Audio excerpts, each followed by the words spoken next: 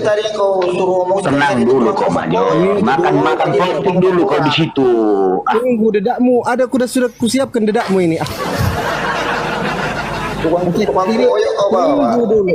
Sabar dulu like. Ini Kang Dito asli ya. Kang Dito, monitor Kang Dito. Assalamualaikum warahmatullahi wabarakatuh. Waalaikumsalam. Waalaikumsalam warahmatullahi Abang Dasal. Waalaikumsalam warahmatullahi wabarakatuh, Bapak Doti. Oke, Papaya silakan Papaya. Mbak Doti.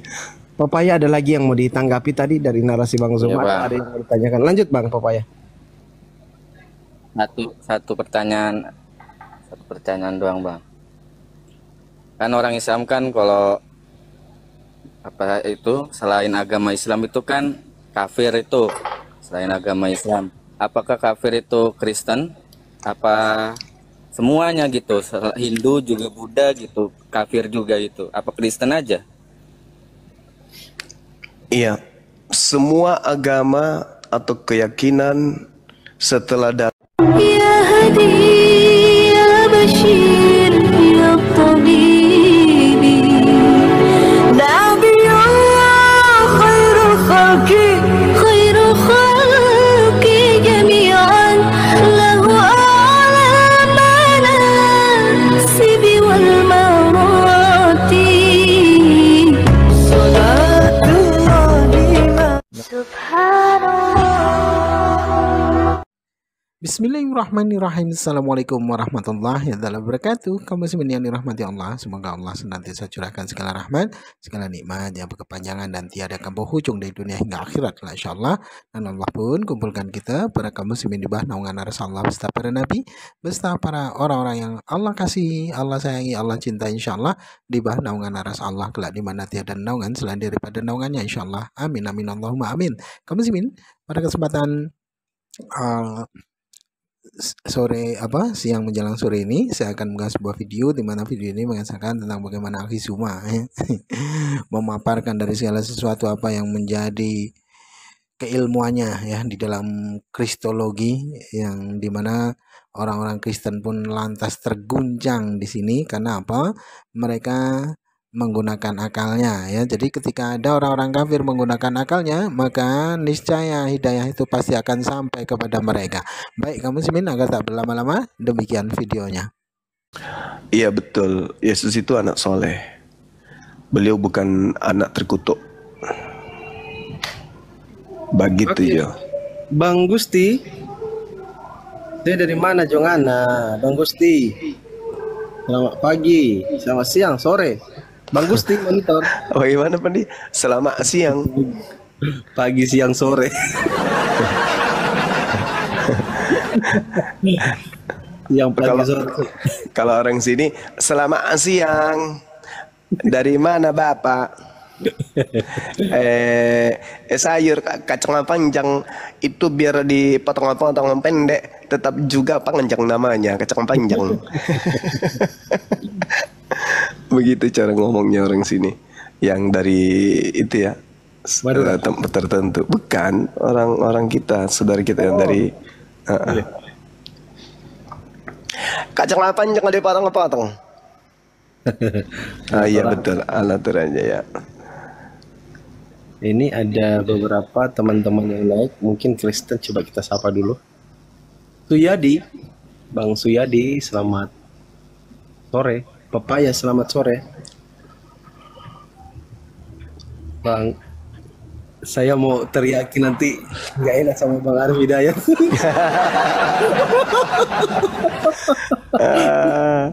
Nanti beliau marah. Kenapa rupanya? Enggak, biasanya kan kita main-mainnya itu kayak gini, woi, gitu. Nggak berani saya, nggak berani. Kurasa beliau juga biasa dengar aku Biasa, gitu. biasa. Nah, itu tengok kan. Allahu Akbar. Ya jadi kacang panjang dipotong-potong udah pendek, bukan berubah namanya menjadi kacang pendek, tetap saja kacang panjang. Begitu li. Oke, Bang Papaya sama Suyadi ini Kristen atau Muslim Bang? Silakan ngomong Bang, sudah di atas komal nih. Oke, mungkin kepencet ya teman-teman Muslim mungkin, tapi kepencet. Silakan yang teman-teman Kristen. Ini belum ada permintaan teman-teman Kristen nih di bawah. Baru yang Muslim semua nih. Aku izin cancel dulu. Yang dinaikin yang jangan yang beleng-beleng, yang Siap. lurus. Iya, makanya kalau yang agak lain-lain itu biar saya dengan Kaisar aja yang tangani. Bang. Kalau yang agak berilmu sedikit, nah bolehlah. Sedikit tapi ilmunya. Oke, Bang, tanda tanya, Kristen atau Muslim, Bang? Bang Idi. Bang Idi ini Kristen atau Muslim? Selamat sore. Mau iklan ini tapi Bang Kaisar monitor nggak, Bang Kaisar? Lagi masak sayur itu. Biasanya lagi masak sayur ini, makanya. Bang Papaya naik lagi, Bang. Kristen atau Muslim, Bang? Kristen. Ah, gitu dong. Jawab dong kalau ditegur. Oke, silakan, Bang. Abang mewakili tim Paulus atau tim Yesus nih? Yesus. Oh, Yesus. Wah, ini menarik ini. Awas kalau ketemu sebentar ternyata tim Paulus ya. Silakan, Bang Papaya, ada yang mau disampaikan mungkin mengenai apa yang diajarkan? Ya, gimana? Mau nanya gini doang nih. Ya, silakan, Bang. Ya kan waktu Nabi Isa itu penyaliban kan diselamatkan. Kenapa waktu Nabi Ibrahim itu mau dibakar tapi tidak diselamatkan gitu, Bang? Nabi Abraham diselamatkan kok. Beliau nggak mati. Dibakar pun dia. Tapi kan nggak diangkat ke langit, Bang. Ngapain diangkat? Kan orang-orang pada zaman itu tidak melakukan tipu muslihat.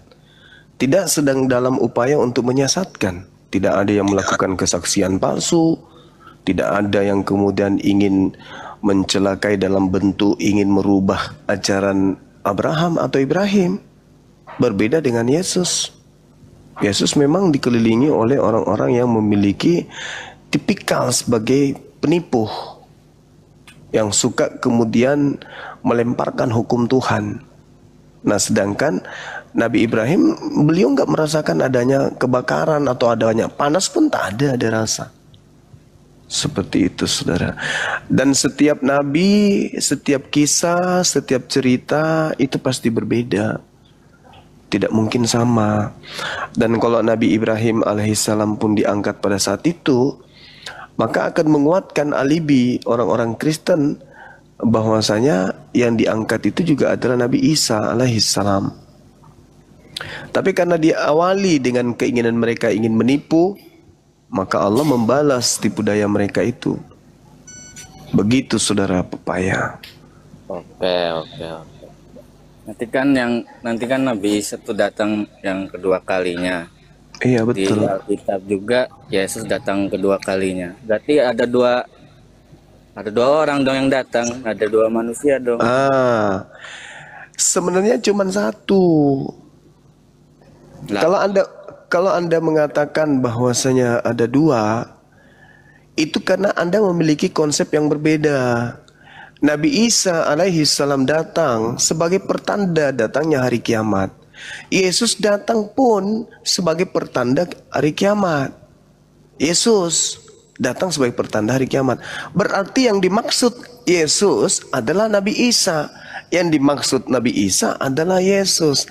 Yang membuat menjadi rancu lahirnya pengikut-pengikut Yesus palsu. Itulah golongan Kristen yang mengikuti Kristen palsu. Karena andai saja Kristen ini pengikut Yesus asli, maka mereka tidak akan mungkin percaya kepada Paulus, tidak mungkin menjadi Kristen.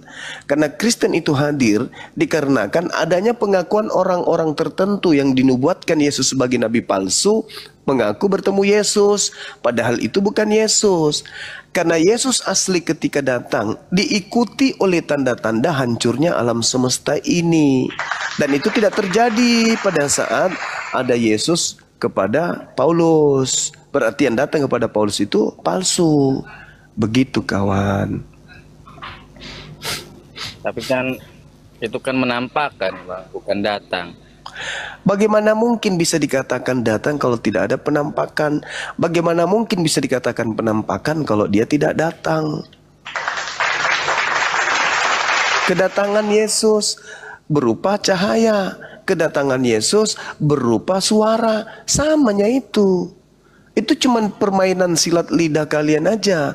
Karena sudah keciduk bahwa yang datang kepada Paulus terbukti akurat bukan anak Maria. Mana buktinya? Bukan anak Maria. Paulus sendiri yang mengaku kok itu bukan anak Maria. Di mana Paulus mengaku itu bukan anak Maria? Galatia 1 nomor 1. Yang datang kepada Yesus itu bukan kepada Paulus itu bukan daging.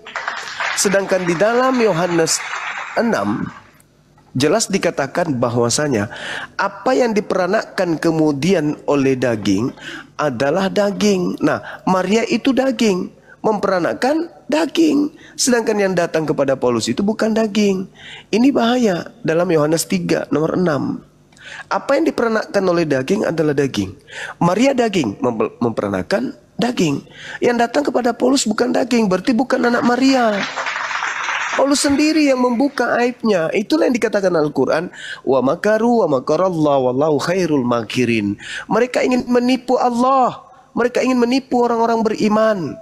Tapi sesungguhnya mereka itu menipu diri mereka sendiri dengan makar yang mereka buat. Mereka membuat makar, ingin menipu. Tetapi Allah membalas makar itu. Karena Allah itu adalah sebaik-baiknya pembalas kejahatan.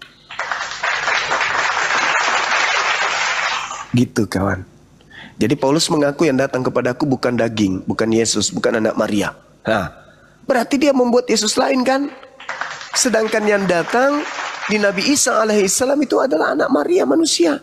Yang datang menurut Yesus di dalam Matius 24 nomor 30 datang sebagai anak manusia, berarti daging. Sedangkan yang datang kepada Paulus bukan daging, berarti bukan anak manusia, berarti bukan Yesus. Lalu siapakah dia? Kata Kaisar Nero, dia itulah Sibilisis.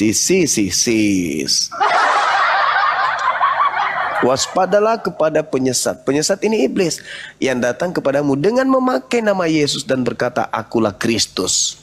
Itulah yang datang kepada Paulus yang kalian ikuti hari ini.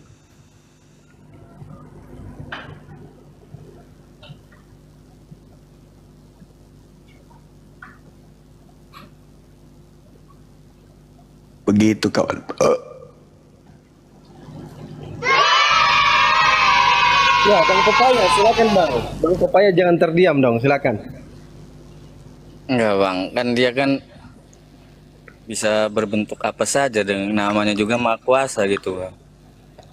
Tapi Yesus ditanya, Matius 23 nomor 3, ditanya oleh muridnya, dan malaikat pun berkata dalam Kisah Para Rasul 1 nomor 11. Apa kata malaikat? Yesus yang kalian lihat terangkat ke langit, lengkap dengan jasad, akan datang kedua kali, lengkap dengan jasad. Yesus mengatakan itu pun, ketika aku datang sebagai manusia. Matius 24 nomor 27 dan juga nomor 30.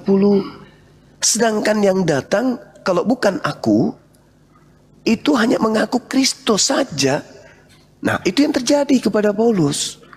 Kalau aku yang datang, aku datang sebagai daging. Di mana Yesus mengatakan dia datang sebagai daging? Matius 24 nomor 27 dan nomor 30. Berarti yang datang kepada Paulus yang bukan daging ya, bukan aku. Itulah si penyesat itu Bang.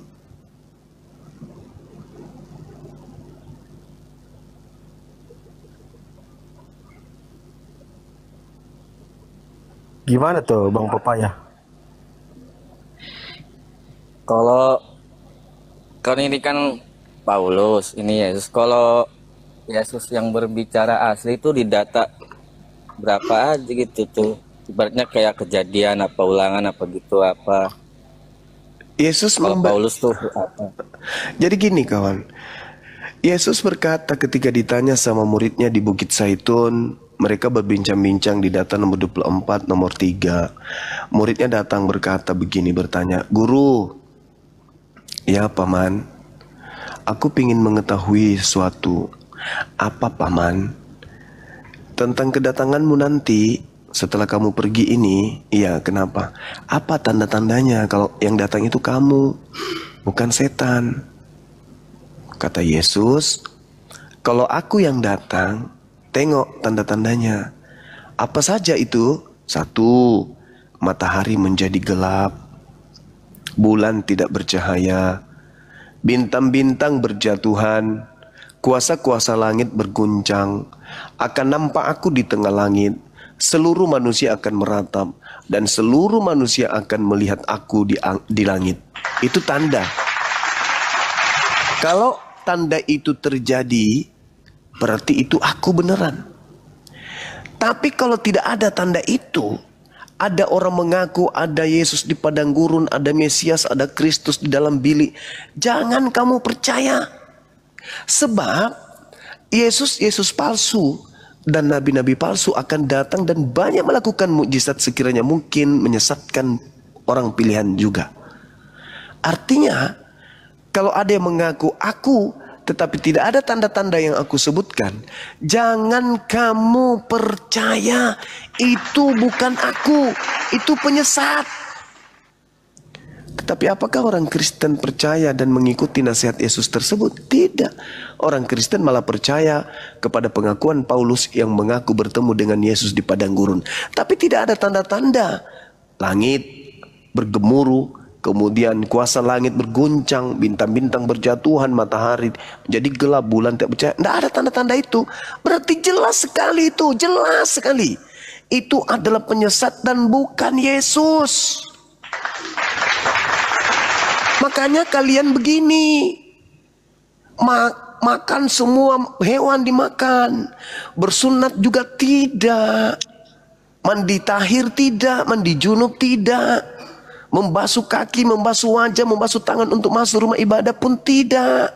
Rumah ibadah kalian dipenuhi orang-orang bersundal yang tidak mengetahui syarat sah nikah, yang tidak mengerti mandi junub itu apa, yang tidak paham tentang pentahiran, yang tidak mengerti tentang persembahan kurban hewan, yang tidak paham tentang tasbihan manusia itu ditasbihkan, dibersihkan dengan pola apa. Kalian tidak ngerti. Tuhan sendiri mengatakan, jangan engkau memasukkan orang yang tidak bersunat ke dalam kota Yerusalem. Bahkan Tuhan mengutuk Israel, satu dosa, satu kesalahan fatal yang tidak bisa aku lupakan, yang pernah kau lakukan di antara seluruh dosa yang pernah kau lakukan adalah memasukkan orang yang tidak bersunat rudalnya masuk ke tempat suciku. Dosa itumu itu, yang satu itu aku tidak akan pernah lupakan. Itu kekejian yang sangat-sangat menyakitkan aku, kata Tuhan di Yehezkiel 44 nomor 7, 8 dan 9. Satu perbuatan yang sangat menyakitkan hatiku. Semua kesalahanmu telah aku ampuni, semua kehilapanmu telah aku lupakan. Tapi satu perbuatanmu, wahai Israel, yang tidak bisa aku lupakan, yang sangat menyakitkan hatiku, adalah engkau memasukkan orang yang tidak dipotong ujung rudalnya masuk ke rumah ibadahku. Saking bencinya pencipta langit dan bumi kepada kalian Kristen yang tidak bersunat, yang makan babi. Di Yesaya 44 nomor 15, 16, 17, aku Tuhan akan datang dengan kobaran api yang menyala-nyala, akan membakar habis semua orang Kristen yang makan babi, makan tikus, makan asu, makan padalek, kuda nil, buaya, landak, jerapah, biawak dan seterusnya. Itu sumpah Tuhan. Jadi bagaimana mungkin kalian bisa dikatakan sebagai pengikut Yesus? Tidak mungkin. Kalian itu pengikut sibilisisis yang membawa nama Yesus itu. Itu real. Itu dalam Bible. Islam datang untuk mengajak kalian, ya halal kitab, qad ja'akum rasuluna yubayyinu lakum. Itu kata Allah tuh, wahai ahli kitab, sini, sadarlah kalian, sudahilah itu, sudahilah, bertobatlah kalian, sudahlah, jangan kau mengatakan hal yang tidak benar tentang aku, tanggalkan segera dan menujulah kepada jalan yang aku tunjukkan, yaitu jalan tunjukkan oleh nabiku Muhammad sallallahu alaihi wasallam. Al-Quran surah Al-Maidah ayat 13, 14, 15, 16. Itu bang. Jadi gimana Anda mau diselamatkan? Kalau Anda tegar tengkuk, tetap hidup di dalam iman kepercayaan yang sekarang, berarti Anda mewariskan iman itu kepada anak-anak Anda. Anak Anda akan mewariskan kepada cucu. Cucu mewariskan kepada cicit. Sampai kiamat nanti, orang yang paling terakhir dari keturunan saudara pepaya akan bertemu Yesus. Apa kata Yesus? Pada hari terakhir nanti banyak orang yang akan memanggil aku Tuhan, bernubuat, mengusir setan, bermujizat pakai namaku. Pada hari itulah aku akan berterus terang kepada mereka, enyahlah daripada aku, kalian semua adalah pembuat kejahatan, aku tidak mengenal kalian. Nah nanti keturunan cicit abang itu akan menuduh, itu saya begini karena kakekku. Yang si kakek juga, aku pun begini karena buyutku. Si buyut juga akan menunjuk ke atas, iya itu karena eyangku yang mengajarkan. Saling nuduh, saling menuduh mereka di dalam neraka. Tapi apa boleh buat, udah terlanjur. Nah pertanyaannya sekarang, apakah tidak ada umat Islam datang sebagai pembawa peringatan kepada kalian? Sementara kalian ke gereja itu apa? Gereja hanya menginginkan kalian datang mendengarkan khutbah. Habis itu kalian melakukan persembahan kasih, persembahan kotak amal, persembahan perpuluhan. Hanya itu kan yang diinginkan. Habis itu kuping kalian akan disemprot dengan obat-obat kuping. Kita anak-anak Tuhan. Tuhan telah mengasihi kita. Kita melayani Tuhan. Berkat Tuhan pada kita akan melimpah. Keselamatan hanya datang dari Israel. Kita adalah anak-anak Israel rohani. Mari kita sing-singkan lengan, dalam nama Bapa meraih kejayaan. Hanya itu aja kan? Habis itu apa? Pola agama tak pernah diajarkan. Prosesi ibadat tidak pernah ada yang menganjurkan. Ibadah hari yang ditentukan juga tak ada datanya. Melakukan Natal juga tidak ada kemudian validasinya.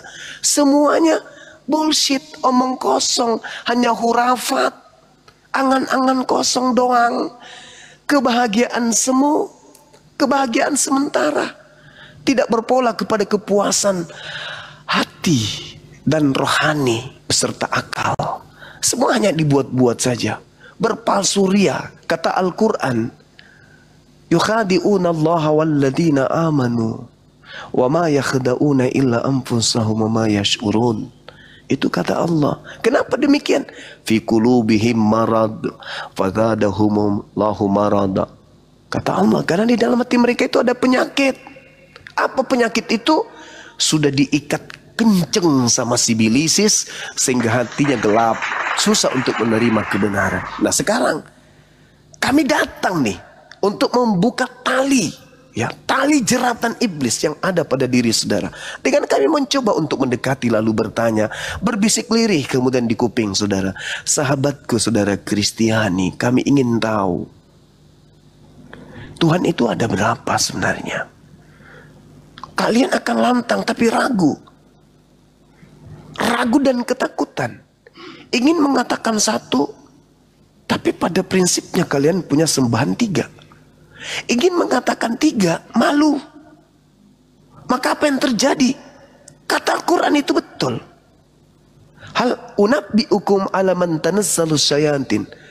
Maukah aku tunjukkan kepada siapakah iblis itu turun? Iblis turun hanya kepada pendusta. Nah, mari kita uji bagaimana kami umat Islam ingin membuka tali sekat yang ada. Yang ada pada diri, hati, kemudian sanubari saudara-saudara. Tuhan itu ada berapa sih sebenarnya? Saudara akan mengatakan mengatakan satu. Tapi pada prinsipnya bangunan yang dibentuk berupa akidah atau kepercayaan dalam kekristenan itu berpangku terhadap tiga konsep, tiga Tuhan, tiga entitas sembahan. Bapa, Anak, Roh. Apa satu di situ? Nggak ada. Cuman konsepnya mengatakan satu. Tapi pada prinsipnya, tiga ini adalah pribadi yang berbeda-beda. Tidak bisa satu mereka.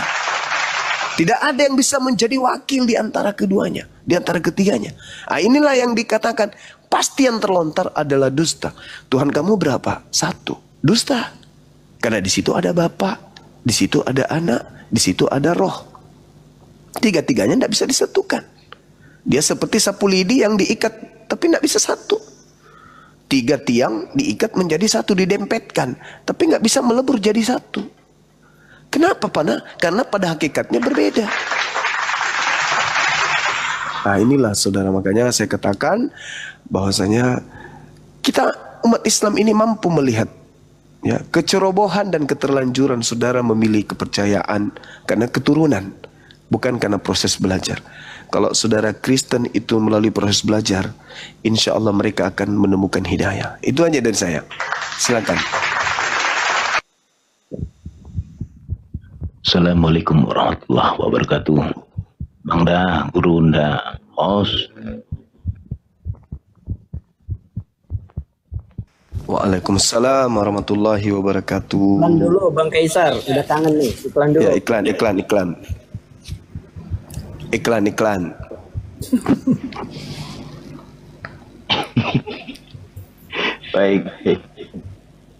Baik teman-temanku semuanya, jangan lupa. Ada di bawah. Iya. Ada sama kita, silakan. Guru Da Juma, sehat selalu, masya Allah.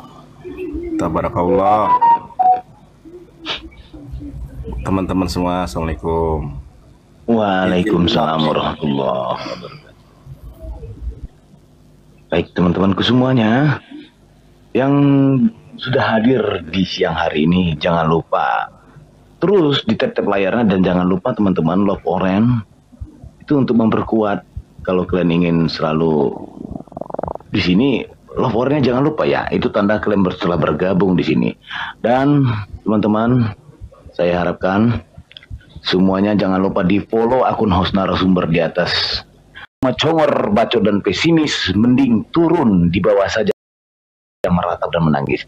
Yang naik di sini diskusi, jangan tantrum kesurupan serangan jantung ataupun gangguan kejiwaan. Diskusi bantah dengan dasar menggunakan dalil dan data. Paparkan dengan baik narasi, literasi, kolerasi, komparasi. Jangan gunakan asumsi-asumsi, diksi-diksi potongan terasi, kontrasepsi, cekcokologi, apalagi geoblokologi. Narasumber memberi dedikasi, viewer di bawah mendapatkan edukasi, diskusi tanpa pakai urat, tanpa hujat menghujat, tanpa ajaran sesat, inspiratif, tidak mengenal kontradiktif, dan pastinya bukan provokatif.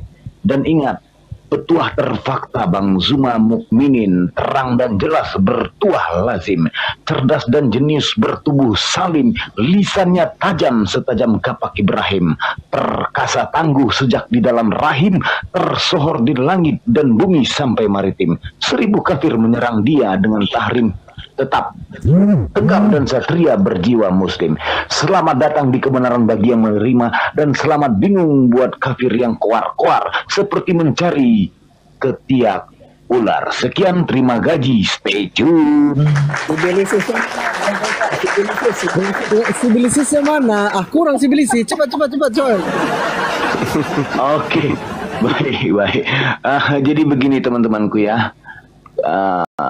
Karena saya baru masuk, jadi kita kutip saja yang tadi malam ya. Tanda-tanda Lucifer datang, tamu iblis yang tak diundang. Pada mulanya in the book bersama-sama dengan kutuk, sebelum muter semalam suntuk dan akhirnya oleng jadi bubuk.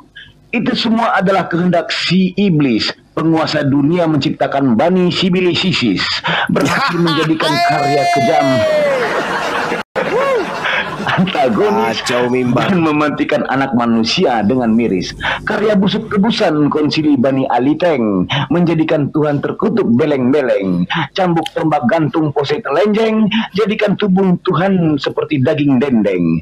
Dosa waris skenario FTV si botak paman ulus, dengan licik dan halalkan orang sampai mampus demi mendapatkan endorse dan iming-iming fulus, menjual cerita ke Pulau Patmos dan dusun Tarsus. Versi asli kedatangan jasad ikut turun dengan malaikat dari timur ke barat, terang cahaya bagaikan kilat. Namun versi hoaks mengelilingi lampu disko bulat yang datang ke penyesat ulus butakan mata tidak melihat karena cahaya lampu sorot LED 1000 voltase dan 10.000 watt.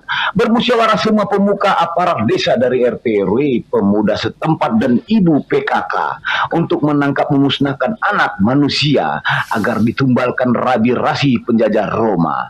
Anak manusia ini tersorot terkena delik, semua karena pasal cuan dan unsur politik. Sebab dia penghalang batu sandungan fisik, tujuan ingin merubah anggaran perda pajak logistik.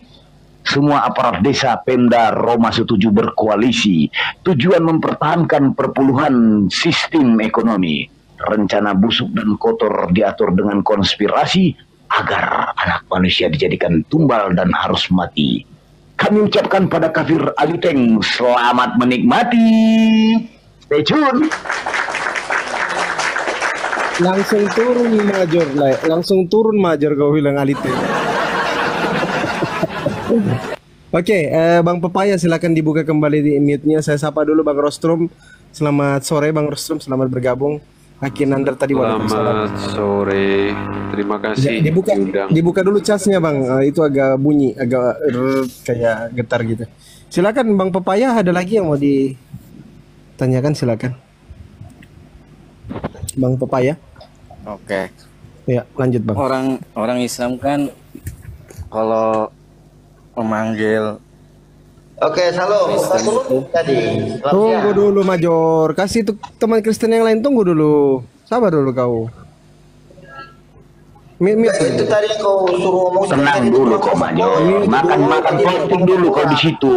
Tunggu dedakmu, ada sudah kusiapkan dedakmu ini. Tunggu dulu. Sabar dulu like. Ini Kang Dito asli ya, Kang Dito, monitor Kang Dito. Assalamualaikum warahmatullahi wabarakatuh. Waalaikumsalam. Waalaikumsalam warahmatullahi Abang Dan. Waalaikumsalam warahmatullahi wabarakatuh, Bapak Doti. Oke, Pepaya silakan Pepaya. Bapak Doti. Pepaya ada lagi yang mau ditanggapi tadi dari narasi Bang Zuma, ada yang mau ditanyakan. Lanjut Bang Pepaya. Satu pertanyaan doang Bang. Kan orang Islam kan kalau apa itu selain agama Islam itu kan kafir itu selain agama Islam. Apakah kafir itu Kristen? Apa semuanya gitu? Hindu juga, Buddha gitu, kafir juga itu. Apa Kristen aja? Iya, semua agama atau keyakinan setelah datangnya Islam, tapi mereka tidak sampai ke Islam, tidak meluk Islam, maka mereka semua adalah golongan orang-orang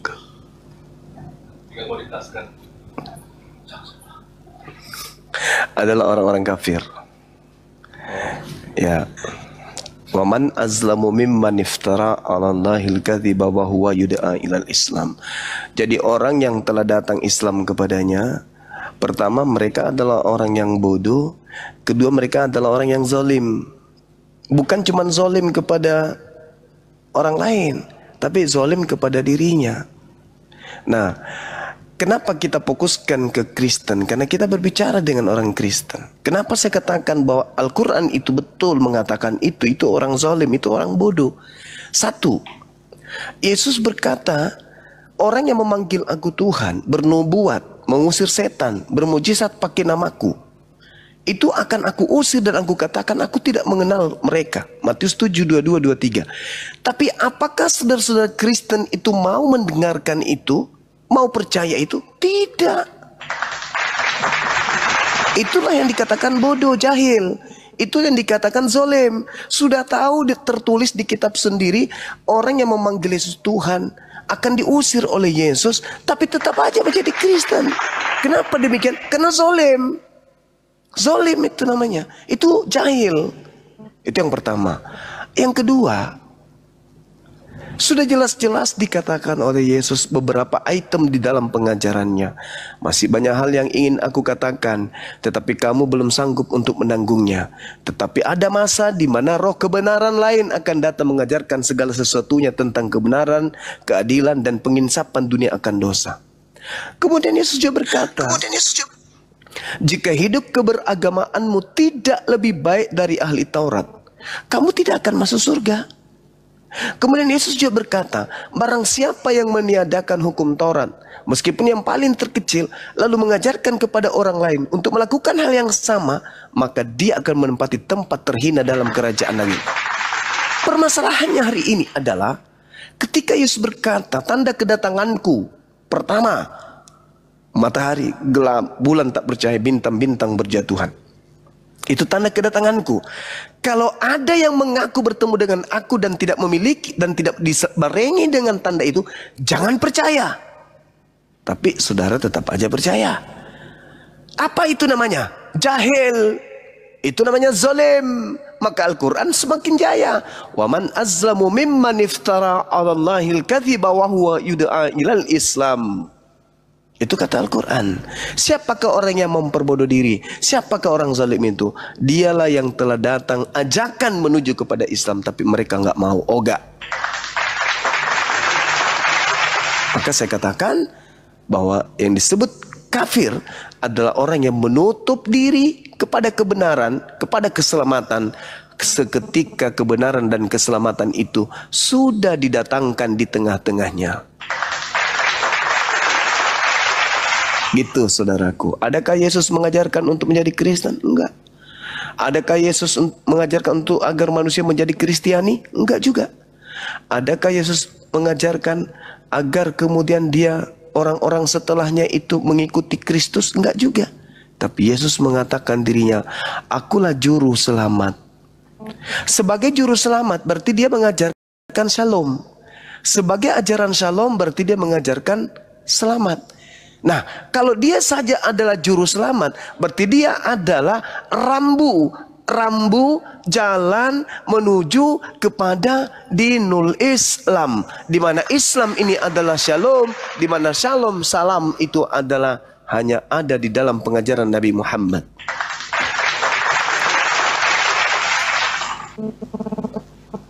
Bagaimana saudaraku? Silakan. Silakan Bang Pepaya.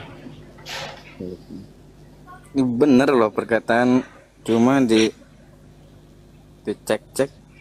bener juga gitu. Loh, pengikut Yesus Bang, gak usah ragu. Yesus itu mengajarkan kebenaran. Kenapa? Silakan. Kenapa di pendeta itu tidak pernah gitu membahas-bahas tentang itu? Ya karena kalau dia bahas itu di gereja, siapa yang mau datang minggu depan? Habis perpuluhan. Mau makan apa mereka? Mereka harus memperkuat pertahanan supaya jemaat bertahan.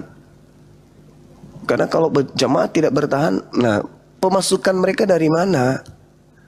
Mobil mewah, rumah mewah, anak kuliah ke luar negeri, liburan kemana-mana, itu dari mana? Ya dari jemaat. Dari major. Nah, kalau dia buka aib, buka sendiri, hancurlah. Sementara orang yang bersama dengan iblis itu cinta dunia. Ad-dunya sijnul mu'min wa jannatul kafir. Orang kafir itu mensurgakan dunia. Jadi dunia ini adalah surganya. Maka untuk menikmati segala kenikmatan, kebahagiaan, kesenangan, mereka harus banyak cuan. Satu-satunya sumber cuan ya perpuluhan. Supaya perpuluhan bertahan, ajaran Yesus diumpetin. Ajaran sibilisisis yang harus selalu dibuka. Barang siapa yang berkata dengan mulutnya bahwa Yesus itu adalah Tuhan, maka dia akan diselamatkan. Dosa-dosa kita sudah ditebus dan kita ini adalah anak-anak yang sudah dimeteraikan dengan surga. Siapa yang gak mau? Mati tidak ada kemudian siksa kubur. Wah, enak kali. Kemudian setelah mati nanti terangkat ke surga. Banyak kali.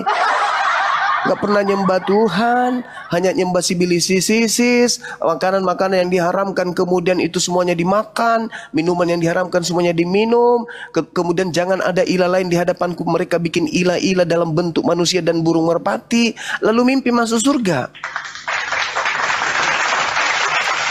Siang malam keluar, tinggalkan rumah, cari nafkah, membanting tulang, benar-benar membanting tulang, dikasih oleh Tuhan. Tapi apa?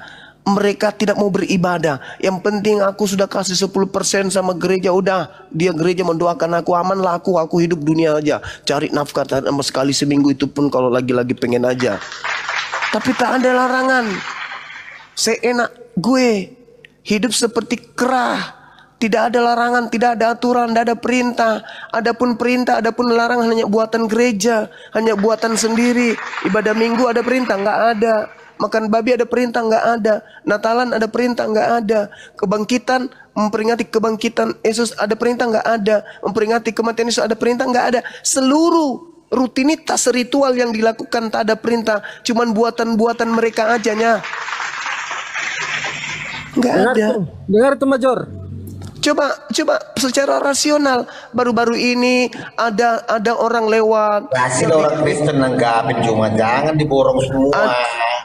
Ada orang lewat pawai, ada yang mikul kayu berbentuk palang, kemudian dipukulin, dicambuk dan seterusnya. Itu dipamer di zaman modern seperti ini, yang kayak gitu dipamer. Tujuannya apa, Rek? Oh, supaya kalian melihat bahwa Tuhan itu begitu kasihnya, dia turun ke bumi menjadi manusia, dicambuk, ditampar, diludahin. Alamak. Hanya orang yang berwatak kerah yang bisa kalian tipu dengan pola-pola pagan seperti itu. Itu bullshit. Itu bukan ajaran para nabi. Nggak ada nabi yang mengajarkan kayak begitu. Nabi mana yang ngajarin? Tak ada. Itu cuman ajaran agama barat yang kemudian masuk ke Indonesia ini dengan mengambil kitab Spanyol dari terjemahan Septuaginta, dari terjemahan kitab Tanaknya orang Yahudi. Itu permainan lama. Islam harus mengungkap semua itu supaya apa? Anak Indonesia tercerdaskan, jangan mengikuti agama yang hanya dari nenek moyang kalian. Kalian harus beragama dari Nabi, bukan dari nenek moyang. Begitu kawanku, silakan. Dengar itu Major. Kau dengar itu Major? Betul, saya tanggapi Bang Juman. Ya, silakan. Tadi Anda bilang semua karangan, tidak ada aturan, tidak ada ini, tidak ada itu. Oke. Saya baru mau bertanya dulu Bang Juman dulu. Coba Anda tunjukkan dulu dalilnya dalam Quran. Anda mengimani bahwa Isa itu akan mati di akhir zaman. Al-Quran surah As-Sukhruf. Ya, di mana? Ayat 61. Ya, apa yang katakan? An-Nisa ayat 159. Apa yang katakan? Nabi Isa akan datang untuk yang kedua kalinya di akhir zaman, dan semua ahli kitab Bani Israel akan beriman kepadanya. Di mana tertulis ini? Dan apa dikatakan dalam? An-Nisa ayat 159. Berarti Isa sudah mati di situ. Nabi Isa ketika dia datang otomatis matilah. Masa mau hidup? Semua akan mengalami maut. Kullu nafsin za'iqatul maut. Segala sesuatu yang hidup akan mengalami kematian, termasuk Nabi Isa alaihissalam. Berarti itu baru asumsi. Berarti pernyataan Allah tidak ada bahwa Isa akan mati. Segala sesuatu yang hidup akan mati. Buktinya Isa nggak ada nyatakan mati itu. Dia sudah naik ke langit. Nabi Isa itu kan hidup, itu sudah terwakilkan. Di mana Allah menyatakan itu? Kullu nafsin za'iqatul maut. Segala sesuatu yang hidup pasti akan mengalami kematian. Itu Al-Quran yang mengatakan itu. Kenapa di hari kenapa? Gantian Majorin gak pintar-pintar dari dulu. Astagfirullah. Silakan Bang Papaya atau Bang Rostro mungkin belajar lagi kita. Silakan Bang Papaya. Izin 2 menit aja. Silakan. Silakan Bang Arif, silakan. Yang pertama, info yang awal tadi, Gurunda. Nanti kita Pak Ketua itu berangkat haji tanggal 4 yang di Medan. Masya Allah. Tapi Allahu Akbar. sudah disonding ke anaknya, nanti nganter kita ke lokasi. Masya Allah, subhanallah. Jadi kasih aja kontaknya teman-teman Medan ke saya nanti. Siap, Biar kita nanti sama-sama lihat. nanti Dinda Faruk saya juga komunikasi ke beliau. Jadi informasi untuk Kang Dito, Dinda Yonatan dan yang lain yang belum tahu, ada hamba Allah yang mau wakaf tanah 6.800 meter di kota Medan ini. Masya Allah. Allahu Akbar. Masya Allah. Jadi itu informasinya, Gurunda. Kasih aja kontaknya ke saya. Baik, baik abangku. Masya Allah. Nah, yang kedua, pepaya, Bang Pepaya tinggal di mana, Bang? Di kebun lah. Namanya pepaya, Bang. Bang Pepaya silakan dibuka mute-nya Bang Pepaya. Kecuali kalau sudah dipetik ya. Nggak, maksud saya kalau alamatnya jelas, kan punya KTP. KTP-nya kasih Jinda Pandi segera itu. KTP. Supaya jadi tim Yesus noh. Itu aja infonya yang bisa saya bagi. Lanjut. Iya, makasih abangku. Barakallah, sehat selalu, panjang umur. Kita doakan Bang Arif ini panjang umur, sehat selalu beserta dengan keluarganya dan urusan-urusannya yang baik, baik urusan dunia dan akhirat itu dimudahkan, terijabah oleh Allah Subhanahu wa taala. Amin amin ya rabbal alamin. Ya Pak Pepaya, silakan dibuka mic-nya. Mau store KTP sekarang atau mau ada ditanya lagi, silakan. Enggak, dari tadi saya merenungin yang Matius 7, 22, 23 ya. Ya. Ya, ada benernya juga sih. Al-Quran saya juga mengatakan itu, Bang. Wa idza husyiran nasu kanu lahum a'da wa kanu bi ibadatihim kafirin. Apa kata Al-Quran? Apa yang mereka sembah selain daripada aku akan menjadi musuh dia nanti. Dan pemujaan-pemujaan yang mereka lakukan terhadap dia yang disembah selain aku akan diingkarinya nanti. Makanya Nabi Isa itu dihakimi oleh Allah. Wa isqalallahu ya Isa bin Maryam a'anta qulta linnas. Wahai Nabiku Isa yang kuciptakan lahir tanpa ayah dari seorang perawan bernama Maryam. Apakah kamu yang mengajarkan orang-orang ini menuhankan dirimu selain daripada aku? Apa kata Nabi Isa? Qala subhanaka ma yakunu li an aqula ma laysa li bihaqqa. Maha suci engkau ya Allah. Tidaklah patut aku mengajarkan, mengatakan, menyampaikan kepada mereka apa yang bukan hakku untuk aku katakan. Ma qultu lahum illa ma amartani bi. Wahai Tuhanku, apa yang aku katakan kepada mereka, aku hanya mengajarkannya sembahlah Allah Tuhanku dan Tuhanmu. Nah, bagaimana dengan Yesus dalam Bible? Yesus sudah mewanti-wanti, waspadalah kepada nabi palsu yang datang kepadamu dengan memakai namaku menyamar seperti domba. Pada sebenarnya dia adalah serigala yang buas. Dari buahnya kau akan mengenal mereka. Tidak setiap orang yang berseru kepadaku, junjungan, Tuan, Kurios, Tuhan, Sayyid, Rab, akan masuk ke dalam kerajaan surga. Melainkan dia melakukan kehendak Tuhan, kehendak Bapakku yang ada di surga. Jadi hari terakhir nanti banyak orang berseru kepadaku, Tuhan, Tuhan, Tuhan, Tuhan, Tuhan. Bukankah kami bernubuat, mengusir setan, bermujizat, pakai namamu juga? Apa kata Yesus? Pada saat itulah aku akan berterus terang kepada mereka. Aku tidak mengenal kalian. Kalian semua adalah pembuat kejahatan. Endingnya, enyahlah daripadaku. Berarti apa yang diterangkan Al-Quran tadi? Pada hari nanti, apa yang mereka sembah selain daripada aku akan menjadi musuh mereka. Dan pemujaan-pemujaan yang mereka lakukan, ke gereja hari Minggu memuja salto kiri kanan, jingkrak sana sini, menghabiskan duitnya untuk Natal segala macam demi membesarkan nama Yesus, memuji Yesus, semua akan diingkari dan akan ditolak oleh dia yang disembah selain daripada aku. Apa buktinya? Bukankah kami bernubuat, bos? Bermujizat lo bagi kami, bernubuat, mengusir setan pun atas namamu lo. Kami habiskan harta kami atas namamu lo. Tapi apa kata Yesus? Enyahlah daripadaku, aku tidak mengenal kalian. Kalian semua adalah pembuat kejahatan. Kalian mau mendengarkan itu? Kalian mau menerima itu? Tidak. Kenapa? Ya itu tadi. Waman azlamu mimman iftara 'ala Allahil kadhiba wa huwa yud'a ila Islam. Kalau dulu orang masih percaya ajaran barat, hura-hura, happy-happy, cuman nyanyi salto sekali seminggu, habis itu mimpi masuk surga. Dulu mungkin masih bisa diterima oleh akal sehat. Tapi setelah Islam datang, menguraikan itu semua, jangankan orang Kristen, orang Yahudi, sang pemilik kitab aja diseru, ya ahlal kitab, qad ja'akum rasuluna yubayyinu lakum. Mereka aja nih, keturunan Nabi Isa, Yakub, diminta untuk ikut kepada Nabi Muhammad. Apatah lagi kalian ente yang tidak ada Nabi diutus dengan menggunakan bahasa Yunani.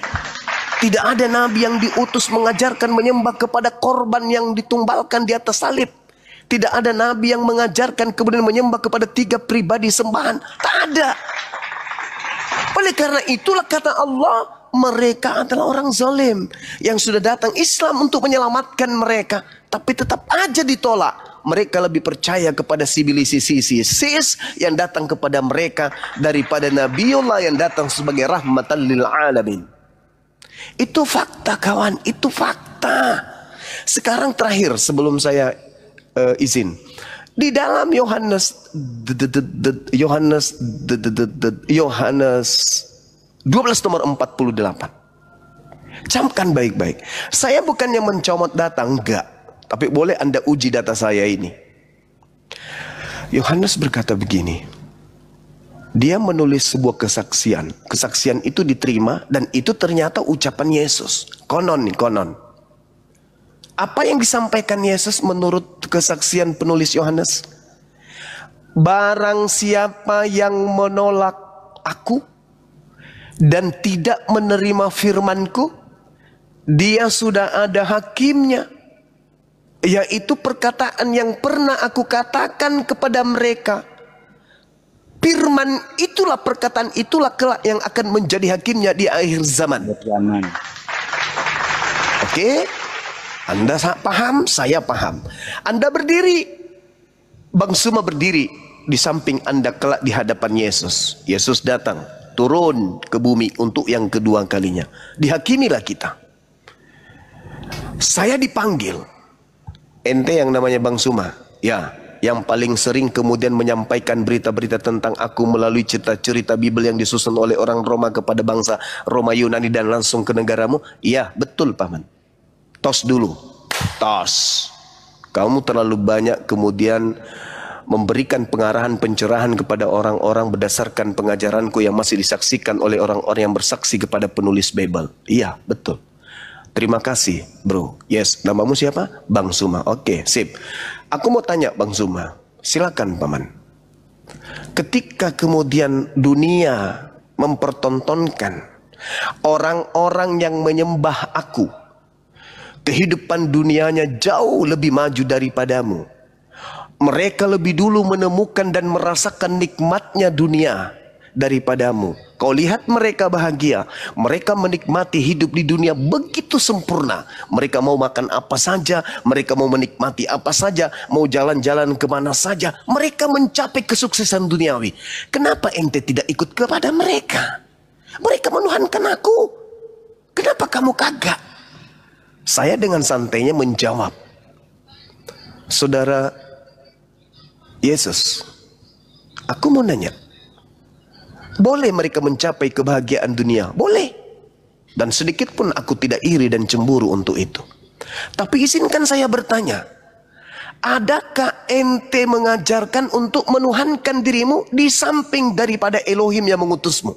Adakah itu? Kalau ada, di mana itu tertulis perintah itu? Adakah ente mengajarkan orang-orang ini mengatakan engkau itu mati dengan jalan kutuk demi dosa-dosa mereka? Adakah ente mengajarkan mereka untuk ibadah minggu? Adakah ente mengajarkan mereka untuk Natalan? Adakah ente mengajarkan kemudian mereka untuk melakukan agar mereka percaya kepada sosok manusia yang bernama Paulus? Adakah? Tolong, kalau ada berarti aku salah. Saya gagal 2 kali. Gagal menjadi mereka penikmat-penikmat dunia, dan gagal kemudian masuk ke dalam surga oleh karena tidak mengikuti pesanmu. Apakah ada ajaranmu, perkataanmu, ucapanmu, kurikulum submateri pada saat kalau proses belajar mengajar kepada mereka? Adakah ajakanmu untuk menuhankan dirimu? Oh, kalau itu nggak ada. Lalu apakah harus aku memperbodoh diri hanya karena kenikmatan sementara? Di ujung kehidupan mereka kena tumor, kena ginjal, cuci darah, benjol kepalanya, botak, gugur rambutnya, giginya hancur semuanya. Aku mau ikut kenikmatan semua seperti itu? Oh no, bukankah kamu sendiri yang mengatakan, barang siapa yang menolak aku, dia sudah ada hakimnya, yaitu perkataan yang pernah aku ucapkan. Mana perkataanmu agar engkau dituhankan? Ada? Ada enggak? Enggak ada, Bang Suma. Lalu kau mau menghakimi aku? Oh ya enggak lah, kan aku menghakimi berdasarkan perkataanku sendiri. Barang siapa yang menolak aku, dia sudah ada hakimnya, yaitu perkataan yang pernah aku ucapkan kepada mereka. Perkataan itulah kelak akan yang menjadi hakim untuk mereka. Nah, mana ucapan itu? Adakah? Bukankah kau mengatakan bahwa barang siapa hidup keagamaannya tidak lebih baik dari ahli Taurat, maka dia tidak akan masuk surga? Ahli Taurat hidup keagamaannya, syariatnya belum sempurna, bukan? Kau sendiri mengatakan, masih banyak hal yang ingin aku ajarkan, tapi kamu belum sanggup untuk menanggungnya. Tapi ketika dia seorang penolong lain yang engkau minta di dalam kitab Yohanes 14:18, aku akan minta kepada Bapa agar Bapa mengutus seorang lain, penolong lain, agar mengajarkan kepada segala sesuatu keadilan, kebenaran, dan pengsapaan akan dunia. Bukankah itu adalah ucapanmu? Betul, itu ucapanku. Nah, engkau minta aku ikut kepada seorang penolong lain itu kan, yang memuliakan dirimu kan? Betul. Lalu, aku melakukan itu. Aku mau memuliakanmu setiap saat. Ketika mereka mengatakan engkau diludahi, aku tidak mengatakan itu. Aku marah. Ketika engkau dikatakan ditampar, ditonjok, aku marah. Ketika engkau dikatakan kemudian digantung, ditombak, dibunuh, aku marah. Bukankah engkau mengatakan, pada saat aku lapar, pada saat aku kedinginan, pada saat aku sakit, pada saat aku haus, engkau tidak memberikan makanan, engkau memberikan kemudian tumpangan, engkau tidak memberikan aku selimut, engkau tidak memberikan aku tempat tinggal. Aku datang mati-matian siang malam membersihkan namamu, membuat engkau tidak kedinginan, membuat engkau kemudian tidak kelaparan. Aku siang malam mengucapkan kepadamu, alaihi salam, alaihi salam, alaihi salam, alaihi salam. Lalu kamu ingin mempersaksikan aku sebagai apa di hadapan Tuhanmu? Aku memuliakanmu, aku membersihkanmu. Tuduhan mereka terhadapmu, kami tidak pernah melihat wajahmu, kami tidak pernah mendengarkan suaramu. Di rumah ibadah kami tidak ada fotomu, tidak ada gambarmu, tapi kami rindu kepadamu. Kami membersihkan dirimu dari hujatan orang-orang pecinta dunia, penikmat semua hewan. Kami membersihkan itu. Malah kami dihina, dinistakan, direndahkan. Nabi yang memuliakan namamu difitnah, dihujat. Apa kesaksianmu di hadapan Rabb? Katakan kepada kami. Apa kesaksianmu? Bahwa engkau akan menyelamatkan orang-orang yang kau katakan akan engkau bangkitkan. Ketika orang itu percaya kepadamu, engkau akan bangkitkan. Ketika engkau mengatakan barang siapa yang menolakmu sama halnya menolak dengan Tuhan yang telah mengutusmu. Kami menerimamu. Kamu nabi, kamu rasul. Di kitab kami kamu adalah manusia yang suci terkemuka di dunia dan akhirat. Kurang apa lagi? Bukankah engkau mengatakan bahwa ketika roh kebenaran itu datang, maka dia akan memuliakan aku. Kami memuliakan engkau siang malam. Lisan kami haus, lapar, dahaga, ngantuk memuliakan engkau. Apa kesaksianmu sekarang di hadapan Allah? Apa kata Yesus, sahabat-sahabat sekalian? Hidup kekal itu adalah mereka yang mengenal engkau satu-satunya Tuhan dan mengenal aku yang engkau utus. La ilaha illallah, Yesus Rasulullah. Silakan wahai Suma.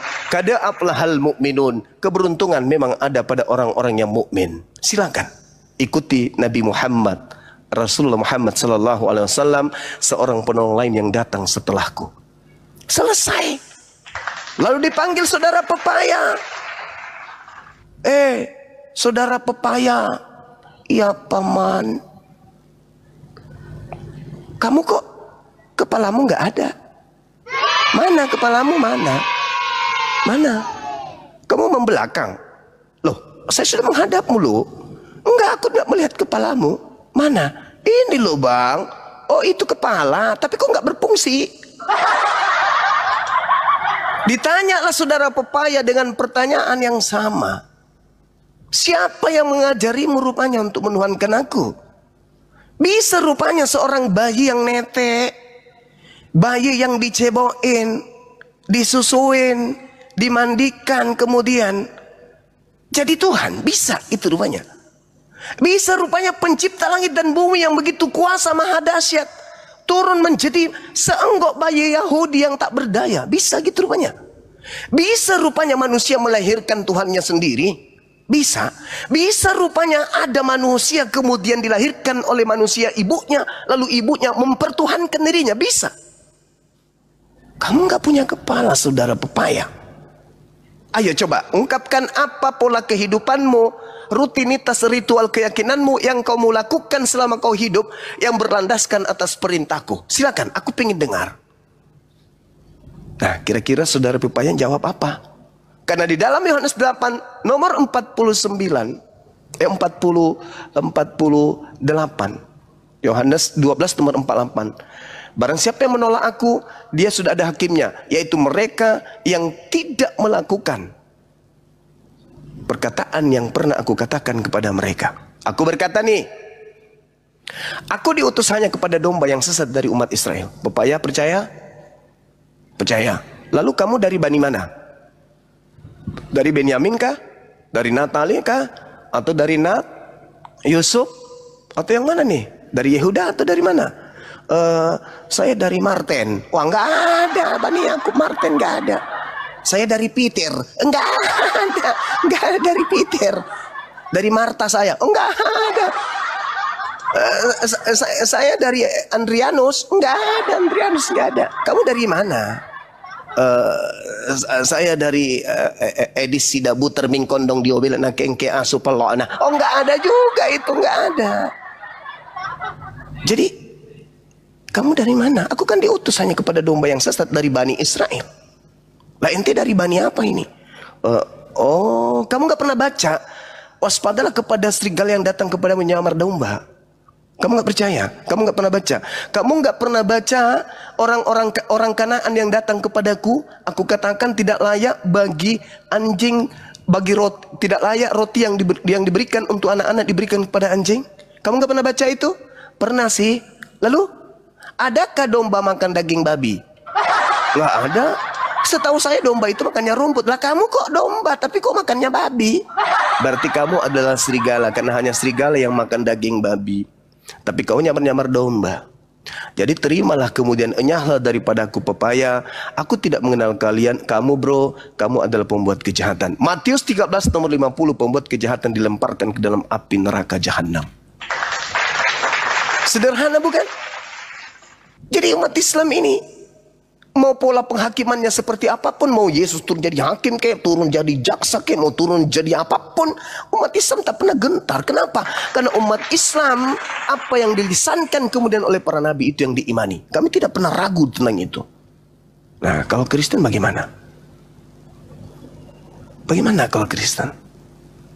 Menyembah Yesus, mana firman Tuhan? Firman Yesus, sembahlah aku. Nggak ada. Jadi kalau penghakiman datang, si hakim datang, ya andalah yang terdakwa itu. Saya kira begitu saudara, ya karena di tempat saya ini sudah sedikit lagi ada pengunjung datang, udah kulihat berdatangan satu-satu dan aroma udara udah mulai agak rada-rada bau dedak, artinya mereka sudah hampir datang semua tuh. Saya kira begitu saudara, silakan Anda pikirkan di sini ada adik saya, ada guru saya, ada abang saya Bang Arif, ada Bang Kaisar, ada Dinda Yonatan dan Dito. Silakan Anda bertanya sepuasnya. Nanti kalau saya ada kesempatan saya masih menanggapinya. Silakan. Bang Zuma, Iya keren. Iya. izinkan dah kalau bisa tutup dengan surah Al-Bayyinah dong. 1-8 kan dah. Masya Allah, Masya Allah. Izinkan dah izin. Iya, mohon izin ya teman-teman. Karena ini permintaan dari saudara kita. A'udzubillahi minasyaitonirrajim. Bismillahirrahmanirrahim. Lam yakunil ladzina kafaru min ahlil kitabi wal musyrikin munfakkin hatta ta'tiyahumul bayyinah rasulun minallahi yatlu suhufan mutahharah fiha kutubun qayyimah wa ma tafarraqa alladhina utul kitaba illa min ba'di ma ja'athumul bayyinah wa ma umiru illa liya'budullaha mukhlisin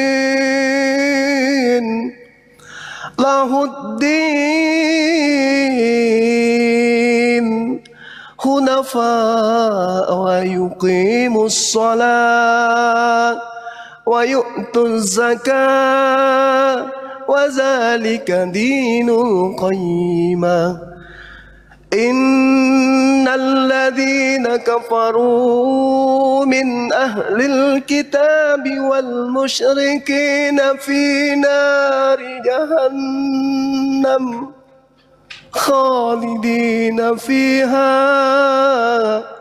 ulaika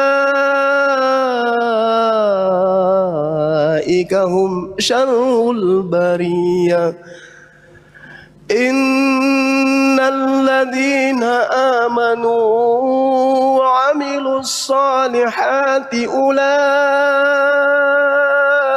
hum khairul bariyah jazaa'uhum 'inda rabbihim jannatu 'adnin tajri min tahtihal anhar khalidina fiha abada radiyallahu anhum wa radu an zalika liman khashiya rabbah sadaqallahul azim. Masya Allah. Maha benar Allah dengan segala firman-Nya. Allahu Akbar. Silakan Dinda Dito dilanjutkan dulu. Saya mau ini ngobrol sama teman yang ada di sini sebentar ya. Silakan. Baik Abang dah, Masya Allah. Mudah-mudahan yang kita semuanya mendengarkan lantunan ayat suci Al-Quran surah Al-Anbiya, surah Al-Bayyinah, Masya Allah. Ini ada mistik ya. Ada seperti energi yang membuat kita meskipun tidak tahu maknanya, tiba-tiba air mata itu mengalir. Pada saat dikatakan minar, naudzubillah, summa naudzubillah. Alhamdulillah. Barakallahu fiik Abang Da, Bang Zuma. Iya, Kang Dito silakan diambil alih dulu ya Kang Dito ya. Ya, baik. Saya terharu juga gitu loh. Masya Allah. Ya untuk lantunannya bikin hati terasa sejuk gitu Bang. Kayak ada ngerasa apa gitu. Masya Allah. Itu bisa dipikir bahwa sebagian daripada hidayah mendengarkan lantunan Al-Quranul Karim, ayat-ayat suci Al-Quran itu bagian dari hidayah Bang. Tapi beda kan kalau kita baca Amsal gitu kan, aduh udah beda itu. Iya Bang. Allah.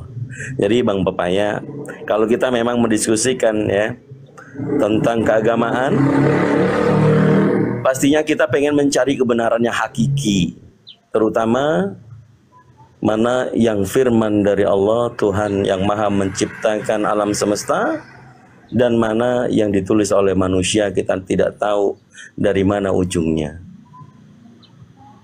Kalau artinya, mohon maaf, saya nggak punya device lain kecuali nanti para hamba Allah kirim ke rumah. Ya mungkin sama yang bisa baca terjemahannya, sama Fandi bisa Fandi baca. Ya, nanti teman-teman dibuka aja ya teman-teman ya. Biar teman-teman juga kalau bisa Al-Qur'annya teman-teman baca Al-Qur'annya dulu. Itu referensinya di dalam surah Al-Bayyinah ayat 1 sampai 8. Surah ke-98. Ini untuk edukasi juga teman-teman Kristen, nggak usah kita bacain, nanti teman-teman baca sendiri biar kalian belajar. Gitu, Kang Dito, silakan. Secara mungkin singkat detail maknanya ya. Bahwa hanya orang-orang yang beriman dijanjikan oleh Allah adalah surga Firdaus. Dan bagi orang kafir yang tidak beriman, tadi dikatakan minar. Nar itu neraka. Ini Al-Quran yang datangnya dari Allah, diberikan kepada Nabi Muhammad SAW. Oh ya, mungkin Abang Da Yonat, Assalamualaikum, mau ditambahin Kanda? Bang Yonatan Nandar mungkin monitor tidur kayaknya Bang. Ya, Kang Dito aja lah, silakan Kang Dito. Iya, baik. Jadi Pak Pepaya, kira-kira di keimanan kekristenan, apakah Anda 100% meyakini sesuai dengan keyakinan yang saat ini Anda sebagai orang Kristen jemaat, atau mungkin kalau pendeta pastor ya mudah-mudahan nih bisa lanjut diskusi. Tapi kalau jemaat, dan kira-kira apa sih yang bisa diceritakan kepada kita, dan setelah diskusi apa yang dibilang sama Bang Zuma itu semuanya tadi benar, maka mau nggak join dengan tim Yesus? Tinggal Bang Pepaya kirim KTP-nya, nanti kita lanjutkan. Iya, saya tadi pikir yang Matius 7:22-23 itu agama siapa yang kayak gitu ya kan, selain Kristen. Dalam nama Yesus orang mati berjalan, orang lumpuh berjalan, orang sakit bisa sembuh, kan cuman Kristen itu Bang. Kok saya pikir-pikir dari itu, pikir-pikir ada benernya juga itu Bang Zuma itu. Iya, Menyembuhkan orang, ngusir-ngusir roh, itu kan pakai nama Yesus itu Bang. Siapa agama lain selain itu gitu Bang. Saya dari tadi sedih mikirin gitu. Ya, kalau di tim Yesus, Bang Pepaya, kita semuanya yang mencintai Yesus. Kami semuanya tidak mengingkari ajaran Yesus atau Nabi Isa alaihissalam yang kemudian diberitahukan oleh Nabi kami, Nabi Muhammad SAW, bahwa beliau memang dimuliakan. Nah, demikian tadi kamu ini, yang dimana perdebatan itu berlangsung ya, dan Kristen pun tak dapat berbuat apa-apa. Dan ada kalanya ya, acap kali orang-orang Kristen itu ketika mereka menggunakan nalarnya, menggunakan akal sehatnya, akal kewarasannya ya, tidak jarang juga yang pada akhirnya mereka membenarkan dari apa yang Akhi Suma sampaikan, karena memang di dalam Islam itu korelasi bagaimana dalam memaparkan sifat-sifat kenabian ataupun jalan risalah para nabi menyampaikan, itu memang korelasi antara Bible ya, perkataan Jesus ini, walaupun memang kita semua tahu bahasanya dari 100% itu hanya 80% saja yang benar itu perkataan Jesus, yang selebihnya itu hanya agak-agak saja. Nah, ketika diuraikannya tentang bagaimana korelasi istafet kenabian, korelasi bagaimana para nabi itu menyampaikan risalah ya, berdakwah kepada kaumnya. Ini memang ya disitulah letak apa namanya kesinkronannya gitu. Jadi pola dakwah para nabi itu sama gitu ya. Ketika kita membaca kitabnya orang Kristen ini dan kita persamakan, kita bandingkan dengan perkataan orang Kristen, ya berbeda sekali. Mereka hanya banyak mengutip kalimat-kalimat yang sesungguhnya tertulis di dalam kitab mereka ini hanyalah karangan manusia, tulisan tangan manusia yang tidak bertanggung jawab. Maka dari itu ketika disampaikannya tentang isi kitabnya orang Kristen ini ya, yang menyampaikan umat Islam, ya sinkron semuanya itu, sinkron. Jadi tidak ada istilah dicomot-comot lalu dikarang-karang sendiri, dimaknai sendiri, ya tidak. Karena memang para nabi itu tidak ada yang berbeda dalam dakwahnya itu ya. Para rasul itu tidak ada yang berbeda ketika mereka menyampaikan risalah yang datang dari Tuhan untuk disampaikan kepada umat manusia, kan begitu. Hanya saja memang ada seorang nabi dan rasul itu menyampaikan dari segala sesuatu yang datang dari Allah menjadi sebuah risalah, itu memang ada yang dikhususkan, diperuntukkan untuk kaumnya saja, ada juga yang untuk seluruh umat manusia. Apalagi seperti baginda Nabi Muhammad Rasulullah SAW, Allah utus itu bukan ke tengah kaumnya saja, namun untuk semua manusia, bahkan untuk seluruh alam. Jadi tidak ada perbedaan itu. Jadi semuanya benar. Baik, kaum muslimin, mungkin hanya itu saja yang dapat saya sampaikan, dan saya Ridho Seni. Wassalamualaikum warahmatullahi wabarakatuh. Ya Hadi ya Bashir ya Tabib.